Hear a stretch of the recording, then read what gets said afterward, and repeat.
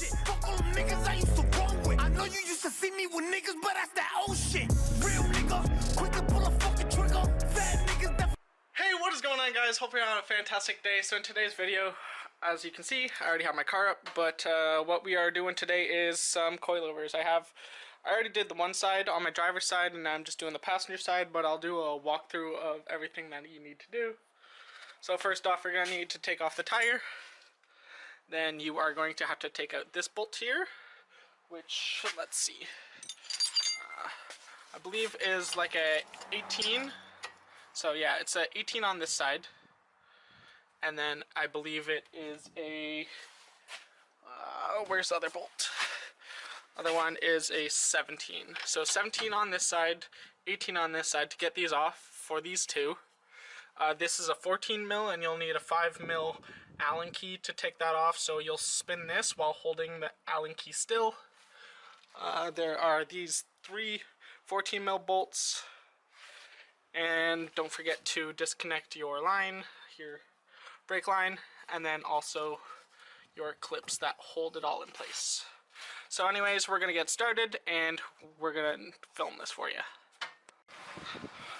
So as I was saying, to get these two off, you're gonna need a 19 mil and then a 17 mil, and you are just going to want to put the 17 mil on the impact gun and put it in reverse. So there's the one, got the nut out, there's the bolt. Don't forget to always put them back together so you don't lose the nuts or bolts, whatever, and then put them either in your car, in a bag, or just nearby to keep it all together so you don't lose anything. Next, I am going to do, actually I might want to leave that in for now, because I need to still disconnect the end link and also take out the brake line, so we're going to do that. So as I was mentioning, you're going to come over here to your end link. You're going to take your 5 mil Allen, stick it on inside. Sometimes there's going to be dirt and stuff in there, obviously from road use, but don't forget to give it a little bit of a tap once you get it in the grooves to get it all secure. And then what I like is this, where you can just rotate it without having to take it off. So pull down.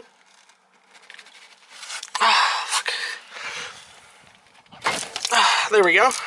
Got loosened. And now just keep doing this motion the whole way through and it should come off. Don't forget, if it does get stuck, then use some WD-40 or some type of lubricant to help loosen it up. And yes.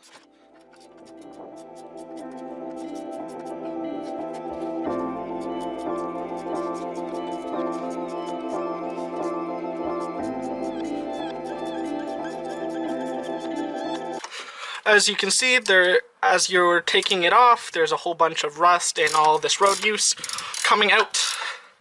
And once you take that off, don't forget to always put more degreaser or some anti-lock on there, just in case for next time you want to take them off or put them on. And I'm going to finish this up, and then I am going to show you how to take out the brake line and all that. So as you can see, this is the brake line. What you're going to want to do is take out this clip that should be wedged in the back here. I like to use a pair of pliers, wiggle it out from side to side like this, and then what you're going to want to do is this, obviously, just pops in and out. So sometimes it will be turned a little bit to stay locked in place, and then you can just pull it out like that. And take it off to the side, make sure all your other clips are also undone like this. You can use a flathead, or you can just use your fingernails, if you got any, unlike me.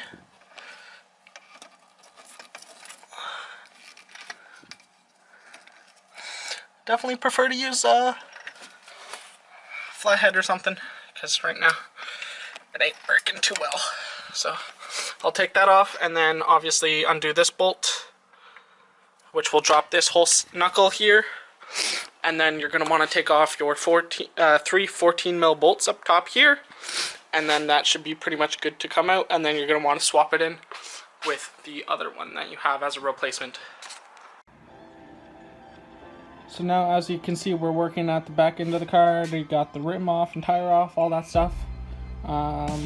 Here is the stock suspension versus the aftermarket, which is the white piece here and that. So first, what you're going to want to do is obviously take off your tire.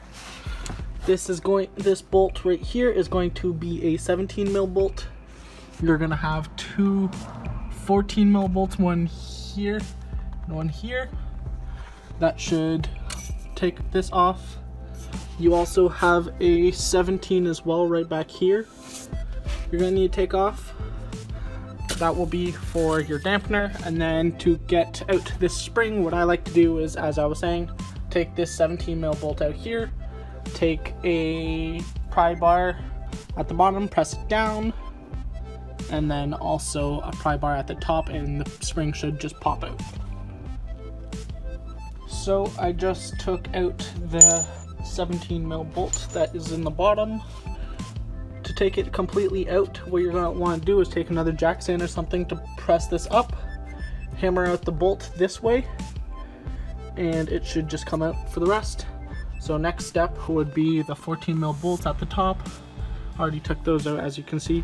I like to use a 14 mil deep socket on an impact gun to help get them out. Very straightforward. And then you also got this 17 mil bolt that I am going to just use one of these special ratchets for. So I'm actually wrong. For this back nut right here, it is actually going to be a 19 mil. You could either try with a ratchet or you could try with a wrench. I prefer wrench so I don't break my ratchet. And once you take that off, what you're going to want to do is start hammering from like this here, side of the bar, and push it out towards this way. And pull this down in the process and press it down and push it inwards. And that should be for that. And then we're going to continue with the spring here. This is the hard part here. So I got my dampener in, I got my spring in, I got my 14 mils up top here, I got my 17 mil here, and currently I'm doing my 19 mil in the back here. So I was having troubles taking out the back springs. So what I did was I took this piece, which is removable, wedged it under the in between right here in this crack here, pressed it down, and then I also took that crowbar there, wedged it in the top there, pressed down, and the spring popped out. That you only do that if you cannot get your end links off in the back here, which I couldn't. So I just pressed that down here, pressed that down there, out came the spring, and now I'm just putting everything back together now. Hey, so I know I forgot to mention in today's video, the coilovers that I actually ended up purchasing are actually GodSpeed coilovers. I bought them secondhand off somebody for like $350 Canadian. I think you can buy them on like eBay or whatever for like $1,000. But yeah, I bought them for $350. I previously had BC Racing coilovers on my car. They feel relatively the same, minus the GodSpeed coilovers can go actually like 2-3 inches lower than what the BC Racing coilovers can go. So all my tires took, I'm about 2 or 3 inches off the ground maximum. But yeah. So if you enjoyed today's video, if you'd comment, like, subscribe, that'd be greatly appreciated. And see you guys in the next video. Peace out.